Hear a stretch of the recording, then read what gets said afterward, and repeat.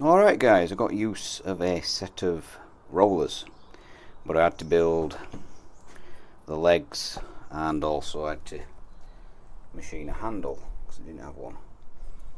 And so first project on them is going to be a water wheel, and I've already rolled it off cam because I didn't really know what I was doing. I didn't know how to use the rollers yet, so I've already made the wheel. Just going to make the frame now, which I've started here. That's one of the cross members. The reason for this project, I'm going to make a good video, a water wheel video. I've got a few on this channel already. I've got one I've made previously, and also the largest indoor water wheel in the world.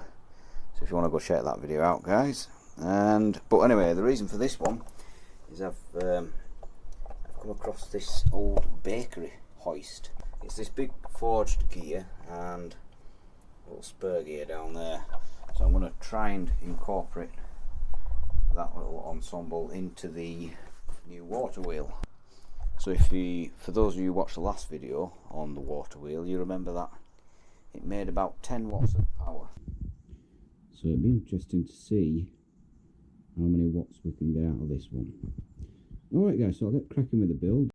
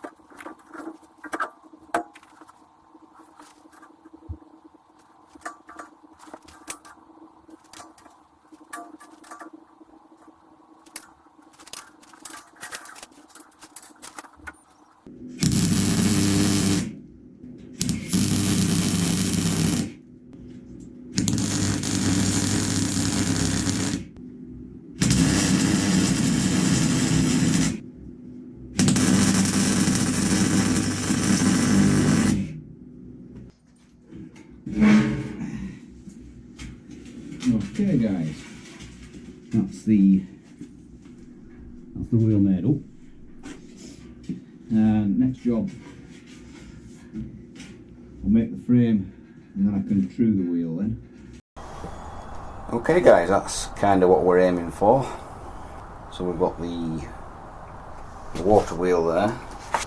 So the water wheel will be 100mm larger in diameter once it gets the buckets, and this will also be connected to the drive axle on the water wheel, and then that gear will be connected there, like so,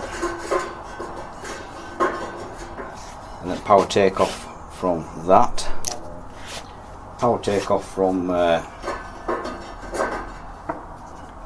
will go to, well, it can go to anything, but I'm just going to put a small DC motor on, 24 volt DC motor about there, and we'll see how much power we'll see how many watts we can get out of that little motor. But yeah, that's where we are now guys, so we'll get cracking with the rest of the build. Alright guys, that took a lot of doing, so I thought I'd put this in the Bridgeport. You remember it had the axle in the centre there, so I thought I'd just put it in the Bridgeport and drill straight down with progressively larger drill bits. But I got about, well, that much there, an inch, and the drill just bounced. It was just bouncing off. Took the edge off the drill straight away. It must be some harder stuff, this cast iron, really tough stuff. So I you know, nothing stops a cutting wheel, so I've just got still saw and cut it off. Oh, that bit there, and then the keyway came out then, and we're left with that.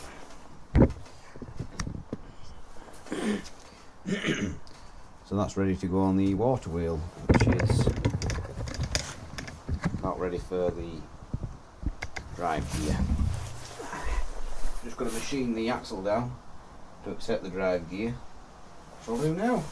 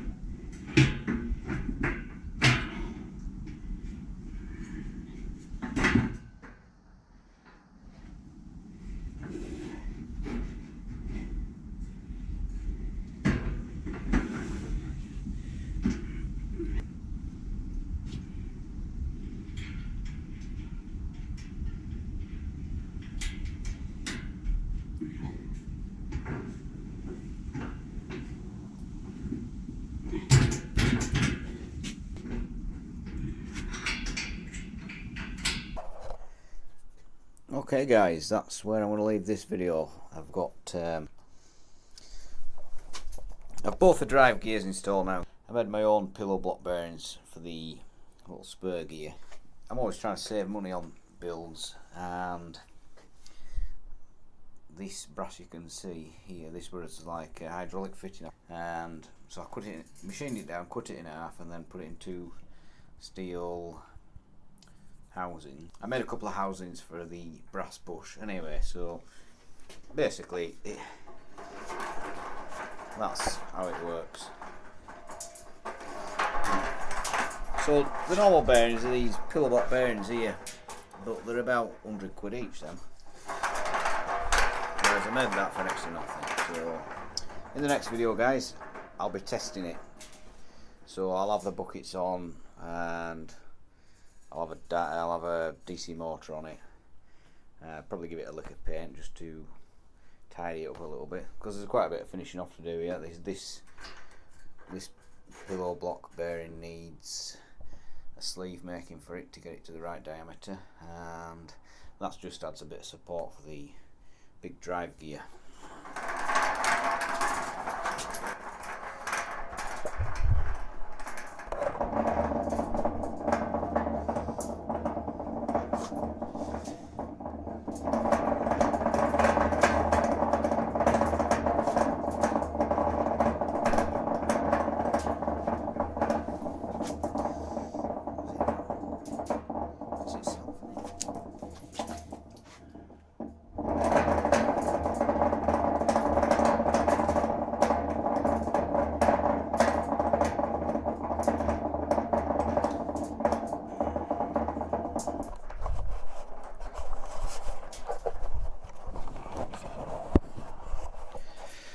So this stub I've left out of the pillow block, that will get a sprocket on it, and that'll drive the generator. I just thought that was the easiest way to do it. There's a little bit of weld there, that'll be ground off. There'll be 2 bolts in there. But like I say, it just needs some finishing off. Now if you've followed my YouTube shorts, you'll know that I had to stitch a new tooth onto this little spur gear because it was broken. So it'll be interesting to see how that holds up when it gets some water in the buckets and some power going through it, I suppose, really. We're going about that speed, I would have thought. So we won't be going massively fast. There'll be quite a lot of power there though. I'll just see what ratio these two are now if you hold on a minute.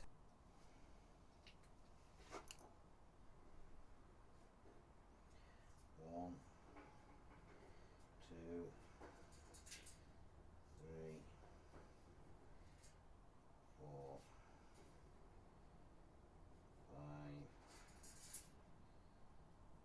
five and a half. About 5.5 to 1. So I don't know how it's going to work out. I'll just bolt the dynamo on and see what happens. So thanks for watching, guys, and I'll see you in the next one.